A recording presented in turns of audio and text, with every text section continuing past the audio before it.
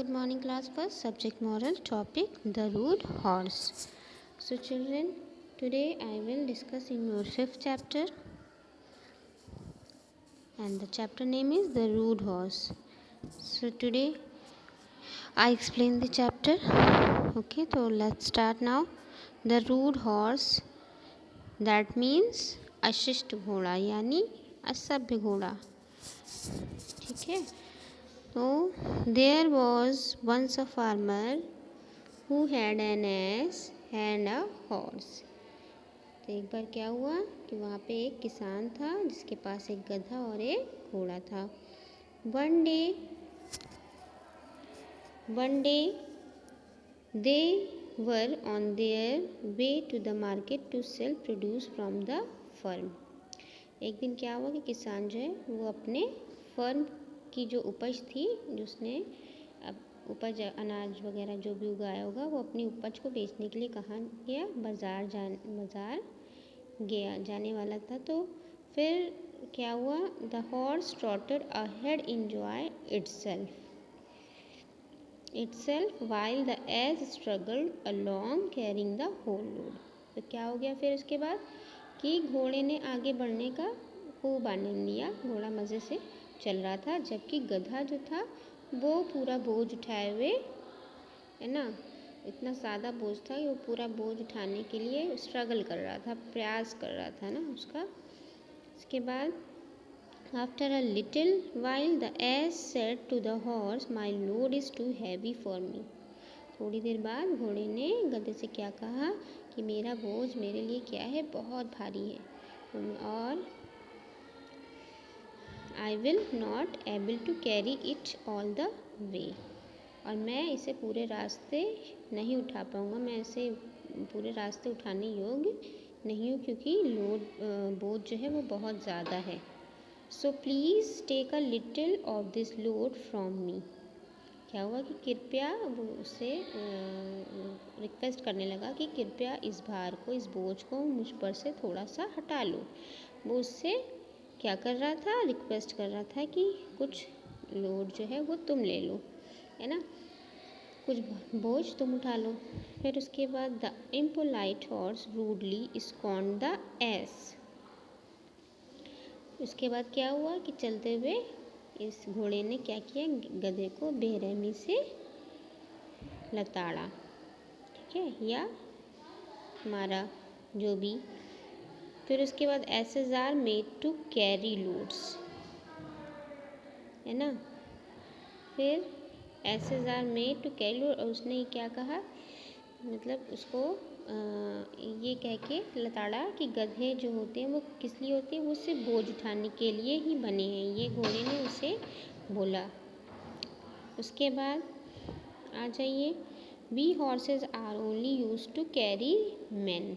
और हम घोड़ों का यूज़ जो है, उसका उपयोग केवल क्या होता है? पुरुषों को यानी इंसानों को ले जाने के लिए ही किया जाता है ना. फिर उसके बाद how dare you even ask me to carry a little of your load.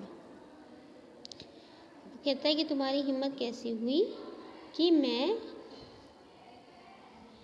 कि तुम मुझसे अपना बोझ उठाने के लिए कह रहे हो और मैं तुम्हारा भार उठाऊं. ये तुम्हारी हिम्मत कैसे हुई? ठीक है.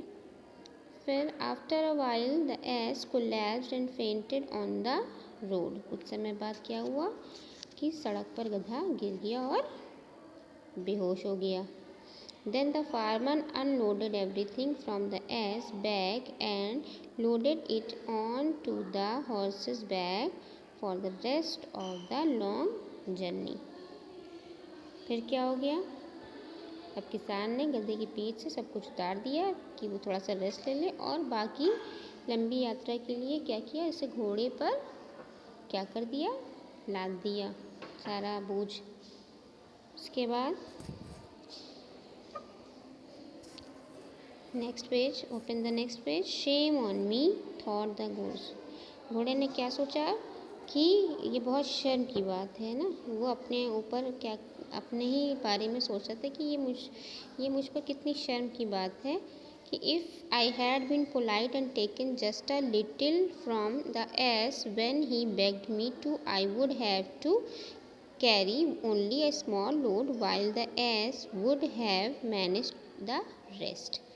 वो अपने बारे में सोचते हैं कितनी शर्म की बात है कि यदि मैं विनम्र होता, यानी मैं गधे की बात अगर मैंने पहले ही सुनी होती और गधे को थोड़ी दूर ले गया होता, और क्या होता है कि जब उसने मुझसे विनती की थी, उसने रिक्वेस्ट की थी मुझसे कि मेरा केवल एक छोटा सा बोझ, मतलब कुछ बोझ मेरा कम कर लो, कुछ बोझ तुम उठा लो, तो क्या होता कि अगर मैं तभी उसका थोड़ा बोझ ले लेता तो बाकी गधे को बोझ संभालना पड़ता. Now I have to carry the whole load for the rest of the way. और इस वजह से क्या हुआ कि अब मुझे बाकी रास्ते के लिए पूरा बोझ जो है पूरे रास्ते के लिए क्या करना होगा, उठाना होगा. So children, this lesson is complete now. I hope you can understand very well this lesson. So the lesson is read again at home. Okay. So the moral of the story: always help others. Okay. So children, today I will explain this chapter, and this chapter exercise will be solved in the next class. Okay, thank you.